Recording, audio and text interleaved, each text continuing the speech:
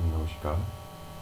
आज हम बात करेंगे शहरीकरण के बारे में और इसे हम इंडिया के कॉन्टेक्स्ट में पढ़ेंगे। सबसे पहले देखते हैं शहरीकरण है क्या। शहरीकरण शहरी क्षेत्रों का भौतिक विस्तार है, जैसे इसकी जनसंख्या या क्षेत्रफल में इन सब के विस्तार को ही शहरीकरण या अर्बनाइजेशन कहते हैं। और यूएनओ के अकॉर्डिंग इसकी डेफिनेशन देखें तो ग्रामीण क्षेत्रों के लोगों का शहरों में जाकर बसना और वहाँ काम करना शहरी है।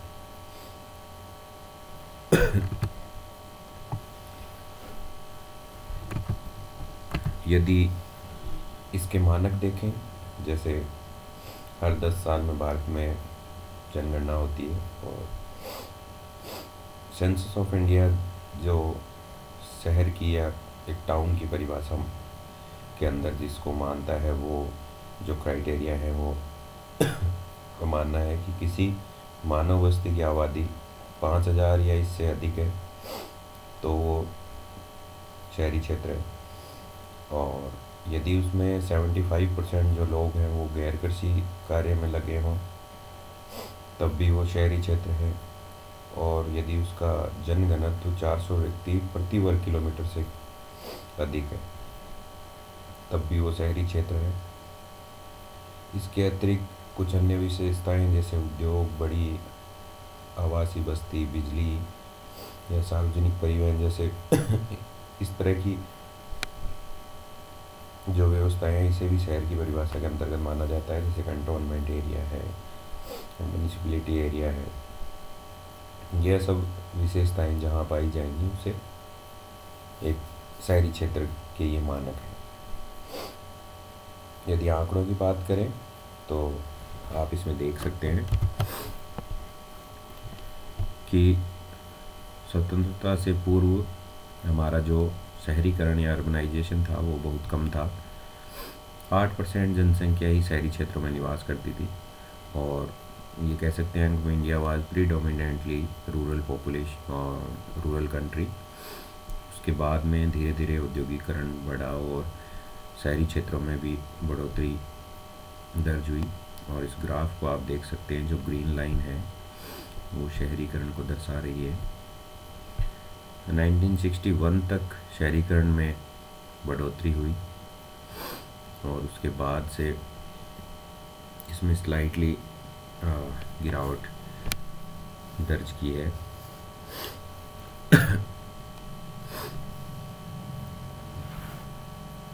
दो हजार एक के आंकड़ों की बात करें तो 27.81% जो अर्बनाइजेशन का शहरीकरण का आंकड़ा था, जो कि 2011 में थोड़ा उसमें बढ़ोतरी दर्ज हुई, जो कि 27.81 से 31.16 हो गया। और हाल फिलहाल हमारे पास सेंसस के आंकड़े नहीं हैं, लेकिन फिर भी कुछ एजेंसीज द्वारा जो एकत्रित आंकड़े उनके अनुसार 2018 में ये आंकड़ा 33.6% पर पहुँच चुका है।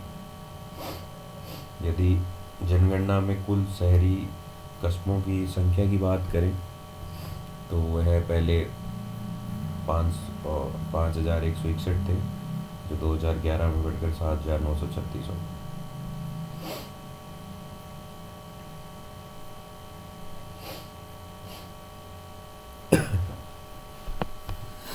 यदि शहरीकरण को पॉपुलेशन के हिसाब से देखें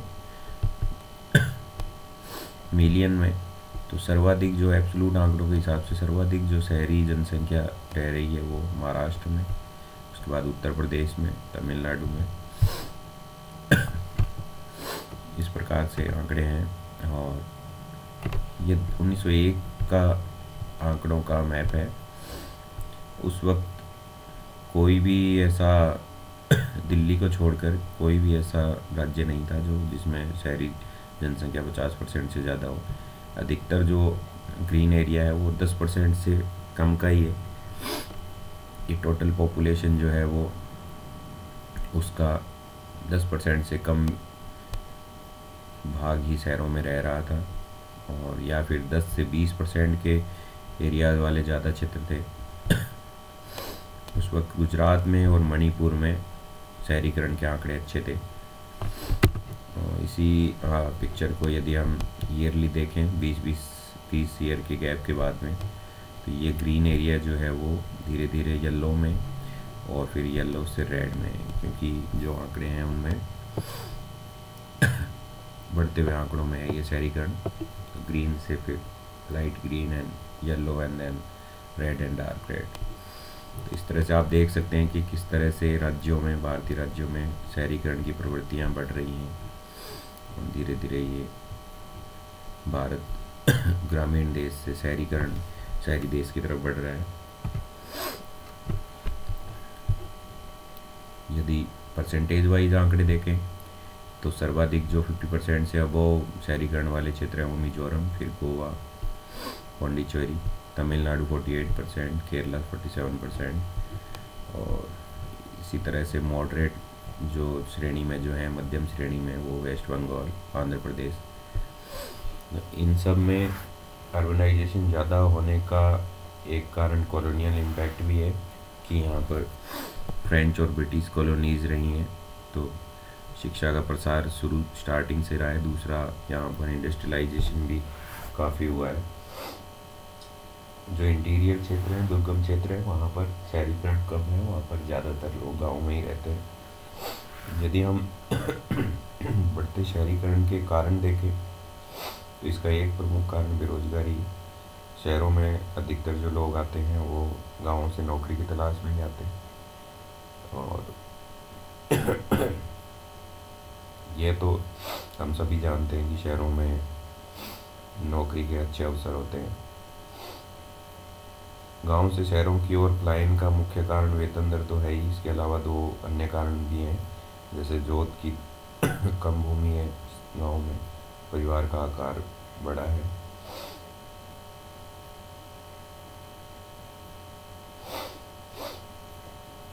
और औद्योगिक क्रांति के बारे में बाद में शहरी क्षेत्रों में जो भौतिक सुविधाएं थी उनमें वृद्धि हुई, इसलिए भी शहरीकरण बढ़ा है। और शहरी क्षेत्रों में जनसंख्या बढ़ने का एक कारण कृषि का पिछड़ापन भी है कि कृषि को छोड़कर लोग रोजगार की तलाश में शहरों की तरफ उन्मुख हुए हैं। और स्पेशली हम देखेंगे कि पिछले 2-3 दशक से शहरीकरण में बढ़ोतरी हुई है। उसका कारण एक क्षेत्र 1990 के बाद में निजी क्षेत्र का भी अधिक विकास हुआ है, जिससे बड़े कारखाने और फैक्ट्रियों के कारण भी शहर और महानगरों में जनसंख्या बढ़ी। यदि हम शहरीकरण से संबंधित समस्याएं देखें तो अधिकतर जो देश के सिटीज़ हैं उनमें अति शहरीकरण हम कह सकते हैं कि कुछ एक सिटीज़ ही हैं जो ज़्यादा लोगों, ग्रामीण जनसंख्या को अट्रैक्ट कर रहे हैं, और उनमें अति शहरीकरण के कारण आवास की समस्या हो चुकी है, और ना तो वहाँ का जो लाइफ स्टाइल या ये कह सकते हैं कि वहाँ का जो पर्यावरण है वो रहने लायक नहीं बचा है, और वहाँ पर गंदी बस्तियों और आवास की समस्या ज़्यादा बढ़ी, और सामाजिक सुरक्षा का भी अभाव होने लगा, क्योंकि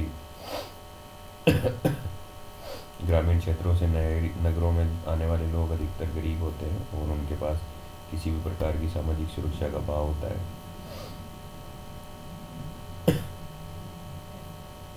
पर्यावरणीय समस्या है ही, और पारिवारिक विघटन भी एक शहरीकरण से संबंधित समस्या है कि शहरीकरण के परिणाम स्वरूप बड़े परिवार छोटे परिवारों में विभक्त हो चुके हैं, और इसके अतिरिक्त परिवारों में विवाह विच्छेद, विधवाओं का शोषण और वृद्धों के साथ दुर्व्यवहार की घटनाओं में वृद्धि हुई है।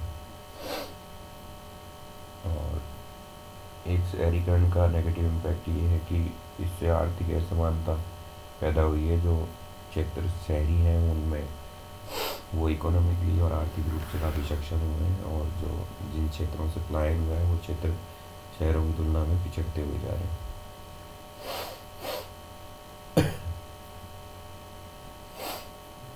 तो ये तो था topic about urbanisation in India, Bharat में शहरीकरण। Thank you.